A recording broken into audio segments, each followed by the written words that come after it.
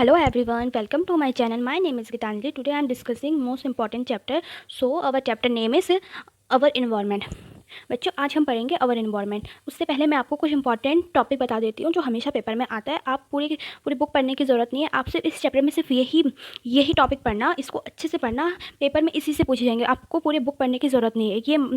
ये आपको कोई ट्यूशन की भी ज़रूरत नहीं है। ये कोई जहाँ पर भी पढ़ लो, ट्यूशन पढ़ लो, कुछ भी पढ़ लो, या पूरा नेट से सर्च कर लो, आपको कोई नहीं बताएगा। बच्चों मैं बता रही हूँ कि ये जो इंपॉर्टेंट टॉपिक है ना, आप सिर्फ इनमें से पढ़ के जाओगे, आप अच्छे से अच्छे मार्क्स स्कोर कर पाओगे। ओके बच्चों, पहला है हमारा इकोसिस्टम।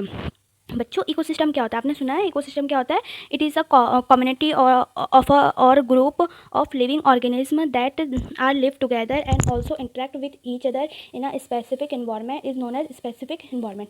बच्चों इकोसिस्टम में एक ग्रुप या कम्युनिटी होता है लिविंग ऑर्गेनिज्म का, जो कि रहते कहाँ, जो इंटरसेक्ट करते हैं स्पेसिफिक इन्वायरमेंट में। स्पेसिफिक इन्वायरमेंट जैसे कि हमारा सन, ह्यूमैनिटी, वाटर, विंड, ठीक है, इन सबको मिलके मतलब कि जो हमारे इकोसिस्टम में कम्युनिटी ग्रुप के लिविंग ऑर्गेनिज्म किससे इंटरेक्ट करते हैं?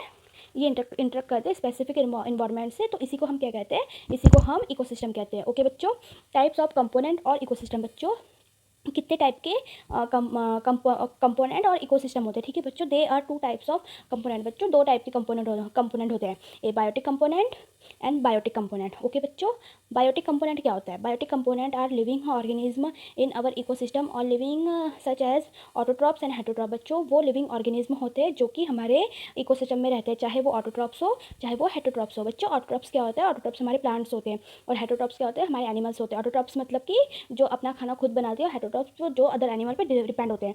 फॉर एग्जाम्पल बच्चों, फॉर एग्जाम्पल हम इसको एग्जाम्पल से कैसे समझेंगे? जैसे कि हमारा प्लांट हो गया और हमारा एनिमल हो गया। ओके बच्चों अभी पढ़ते हैं हम एबायोटिक कंपोनेंट। बच्चों एबायोटिक कंपोनेंट क्या होता है? An abiotic component are those component which are non living part of an ecosystem. बच्चों एबायोटिक कंपोनेंट वो होता है जो कि हमारे इकोसिस्टम का नॉन लिविंग पार्ट होता है। फॉर एग्जांपल जैसे कि sun, air, wind, temperature, clouds, water, soil, temperature, pressure and etc. Okay बच्चों, अब पढ़ते हैं हम पॉन्ड इकोसिस्टम। पॉन्ड इकोसिस्टम क्या होता है? Okay, pond ecosystem is a fresh water ecosystem where are communities of living organism when they depend upon each other and for survival and nutrient. बच्चों pond ecosystem वो होता है जो कि fresh water होता है, जिसमें जिसमें कि लिविंग और नॉन लिविंग ऑर्गेनिज्म रहते हैं। क्यों रहते हैं? क्योंकि सर्वाइव के लिए और न्यूट्रिएंट के लिए। ओके बच्चों, बच्चों मैं यहाँ पे एक डायग्राम मतलब डायग्राम लगा दूँगी, मतलब एक फोटो लगा दूँगी, आप वहाँ से समझ लेना। ठीक है, देखो पॉन्ड इकोसिस्टम क्या है? हमारा सन है। ठीक है, आप लोगों ने तालाब देखा है? तालाब में क्या है? तालाब में हमारा तालाब में हमारे फिशेस भी होते हैं, प्लांट्स भी होते हैं ना। तो इसका क्या होता है? देखो एक सन है, ठीक है, ऊपर हमारा सन है। सन हमारा क्या है? एबायोटिक कंपोनेंट है। वाटर क्या है? हमारा एबायोटिक कंपोनेंट है। ठीक है, और जो पानी के अंदर हमारे क्या क्या रहते हैं? पानी के अंदर फिश वगैरह रहते हैं, प्लांट्स वगैरह। ठीक है बच्चों, जो हमारा ये एक टाइप का फूड चेन है। ओके बच्चों, जैसे कि हमारा ये तीन टाइप के कंज्यूमर्स होते हैं। पहले होता है primary consumer, secondary consumer, tertiary consumer. Okay बच्चों, जो हमारे जो प्राइमरी कंज्यूमर होते हैं वो किनको खाते हैं? वो प्राइमरी कंज्यूमर को खाते हैं। ओके बच्चों, और जो हमारे जो जो हमारे प्राइमरी कंज्यूमर किसे खाते हैं? प्रोड्यूसर को खाते हैं। ओके बच्चों, जो हमारा और प्रोड्यूसर को सेकेंडरी कंज्यूमर को कौन खाता है? सेकेंडरी कंज्यूमर खाता है, और सेकेंडरी कंज्यूमर को कौन खाता है? टर्शरी। ऐसे करके फूड चेन है। ओके बच्चों, जैसे कि टर्शरी टर्शरी टर्शरी कंज्यूमर हमारा क्या है? जैसे कि टोटोइज है। ओके बच्चों, सेकेंडरी कंपोनेंट क्या है? मतलब सेकेंडरी कंज्यूमर क्या है? हमारा टर्टल है। प्राइमरी कंज्यूमर क्या है? हमारा प्लांट्स एंड एनिमल, और प्रोड्यूसर जो फंगाई वगैरह होता है। ओके बच्चों, एक्सप्लेनेशन ऑफ पॉन्ड इकोसिस्टम। बच्चों हम पॉन्ड इकोसिस्टम को कैसे एक्सप्लेन करेंगे? A pond ecosystem is it include biotic living organism as plant animal with micro organism as well as a biotic non living physical and chemical reaction. बच्चों जो हमारा pond ecosystem है वहाँ पे biotic मतलब कि लिविंग ऑर्गेनिज्म में साथ ही नॉन लिविंग ऑर्गेनिज्म रहते हैं, उनमें फिजिकल चेंज आता है और केमिकल रिएक्शन होता है, तभी वो रिक्वायर पूरा करते हैं। ठीक है बच्चों, अपने सर्वाइव के लिए। पहले आता है हमारा producer, primary consumer, secondary consumer, tertiary consumer. बच्चों प्राइमरी कंज्यूमर क्या होता है? जैसे कि हमारे एल्गी फंगाई वगैरह होता है। ओके, फिर हमारा जो प्राइमरी उन्हें कंज्यूम करते हैं, जैसे कि छोटे छोटे फिश। ठीक है, और जो हमारा सेकेंडरी कंज्यूमर क्या होता है? सेकेंडरी कंज्यूमर हमारा टर्टल होता है। ओके बच्चों, और हमारा टर्शरी कंपोनेंट कंज्यूमर क्या होता है? हमारा टोटोइस होता है। ओके, अब पढ़ते हैं हम नेक्स्ट टॉपिक, इन्वायरमेंट प्रॉब्लम। बच्चों हमारे इन्वायरमेंट में क्या क्या प्रॉब्लम होती है? Okay, our environment problem such as climate change, air pollution, deforestation, water pollution, ozone depletion, loss of biodiversity, human over population, acid rain and etc। बच्चों हमारे environment में क्या क्या प्रॉब्लम है? क्लाइमेट चेंज होता रहता है, पॉल्यूशन बढ़ रहा है, डिफॉरेस्टेशन हो रहा है, वाटर की कमी हो रही है, ओजोन लेयर डिप्लेशन हो रहा है, ठीक है, हमारा जो बायोडाइवर्सिटी है वो भी लॉस हो रहा है, और ह्यूमन ओवर पॉपुलेशन हो रहा है। ओके बच्चों, और हमें इस कारण हमें क्या हो रहा है, इस कारण हमको एसिड रेन का सामना करना पड़ता है। ओके बच्चों अब है हमारा नेक्स्ट टॉपिक ओजोन डिप्लेशन। बच्चों ओजोन क्या होता है, ठीक है, हम ओजोन को डिफाइन कैसे करेंगे। Ozone is also known as dry oxygen, it is an inorganic molecule which having chemical formula O3, it is a blue gas having pungent smell. बच्चों जो हमारा ओजोन है ये हमारा ट्राई ऑक्सीजन होता है, ठीक है, ये एक इनऑर्गेनिक मॉलिक्यूल है, और जिसका केमिकल फार्मूला क्या है बच्चों, जिसका केमिकल फार्मूला O3 है, ठीक है, और ये इसका अपीयरेंस, इसका मतलब कि ये फिजिकल अपीयरेंस क्या होगा बच्चों, ये एक ब्लू गैस है, ठीक है, और एक पंजेंट स्मेल है।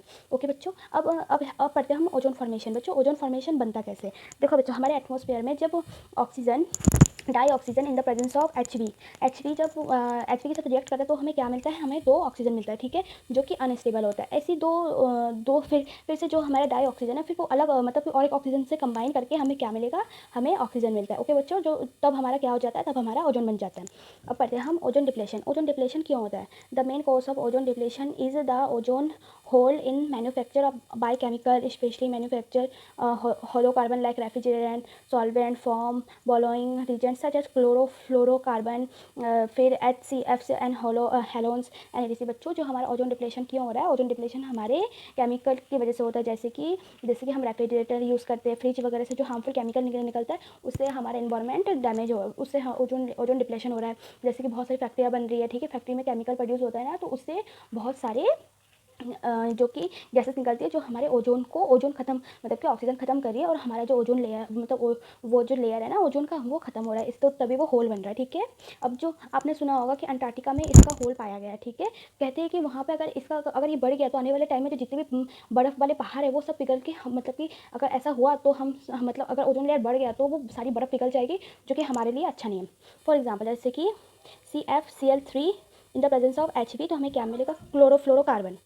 बच्चों अब पढ़ते हैं हम केमिकली, ठीक है, मतलब कि ये केमिकली रिएक्शन कैसे होता है। जब मानो सपोज दैट हमारा क्लोरोफ्लोरोकार्बन ऊपर से वो मतलब कि अर्थ से एटमॉस्फेयर में जा रहा है, ठीक है, जो कि किससे रिएक्ट कर रहा है, जो कि यूवी से रिएक्ट हो रहा है, ठीक है, तो हमें क्या मिल रहा है, हमें CFCl2 प्लस Cl रेडिकल, ठीक है, जो कि हमारा रेडिकल है, ठीक है, क्लोरीन रेडिकल, ठीक है, वही क्लोरीन रेडिकल फिर जो हमारे एटमॉस्फेयर में जो ओजोन है उसके साथ रिएक्ट करेगा, ठीक है, रिएक्ट करने के बाद फिर जो क्लोराइड ऑक्साइड बनेगा, ठीक है, फिर वो हमें फिर जो ऑक्सीजन है वो किस में ब्रेक हो जाएगा, O2 में ब्रेक हो जाएगा। ओके बच्चों, फिर वैसे ही करके जो हमारा ClO है, ठीक है, क्लोरो ऑक्साइड फिर हमें ओजोन से रिएक्ट करेगा, रिएक्ट करने के बाद फिर वो ऑक्सीजन और हमें क्लोरीन मिलेगा, जो कि हमें इसी वजह से ऑक्सीजन का जो बॉन्ड है वो कम हो रहा है, इसलिए हमारे अर्थ में ओजोन डिप्लेशन हो रहा है।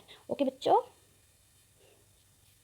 अब पढ़ते हैं अब हमारा नेक्स्ट टॉपिक है बायोडिग्रेडेबल सब्सटेंस। बच्चों बायोडिग्रेडेबल सब्सटेंस क्या होता है, biodegradable substance are those substance which are eco friendly, non harmful and natural resources which do not harm our ecosystem as well as environment. बच्चों बायोडिग्रेडेबल वो substance होते हैं जो कि हमारे लिए इको फ्रेंडली होते हैं, हमें कोई हार्म नहीं करता है और हमारे नेचर को भी कोई हार्म नहीं करता है, वो उन सब में क्या आता है, वो सब हमारा बायोडिग्रेडेबल सब्सटेंस होता है। ओके बच्चों, अब पढ़ते हैं हम non biodegradable substance. Non biodegradable substance क्या होता है, non biodegradable substance are those substance which non eco friendly, harmful, toxic chemical which harm our environment as well as ecosystem.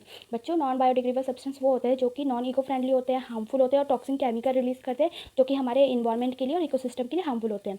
बच्चों अब पढ़ते हैं अब हमारा नेक्स्ट टॉपिक बेस प्रोडक्शन विद देयर सोल्यूशन। बच्चों बेस प्रोडक्ट और उसका हम सोल्यूशन करते हैं। Use our reusable bottle cap for beverage. बच्चों जब हम कोई ड्रिंकिंग वगैरह करते हैं तो हमें रीयूजेबल बॉटल ही यूज़ करना चाहिए ताकि हम उसे दोबारा यूज़ कर सकें। Use reusable grocery bags. बच्चों जब हम कोई सामान लेने जाते हैं तो मतलब सब्जी वेजिटेबल्स वगैरह तो हमें रीयूजेबल बैग लेना चाहिए, जैसे कि हमारे पेपर बैग या फिर क्लॉथ बैग। ओके बच्चों परचेज वाइसली एंड रिसाइकिल। बच्चों हमें सोच समझ के खरीदना चाहिए और ताकि वो रिसाइकिल हो सके। ओके बच्चों avoid single use food and drink container and utensil. बच्चों हमें बहुत वो मतलब कि जो हमें प्लास्टिक से बने हुए चीज़ों का कम यूज़ करना चाहिए, ठीक है बच्चों। अब है हमारा last topic by secondary product and donate used good product. बच्चों हमें सेकेंडरी प्रोडक्ट बाय करना चाहिए और हमें डोनेट क्या करना चाहिए, हमें डोनेट गुड वंस करना चाहिए। ओके बच्चों, thank you for watching my video and do not forget to subscribe and share with your friends.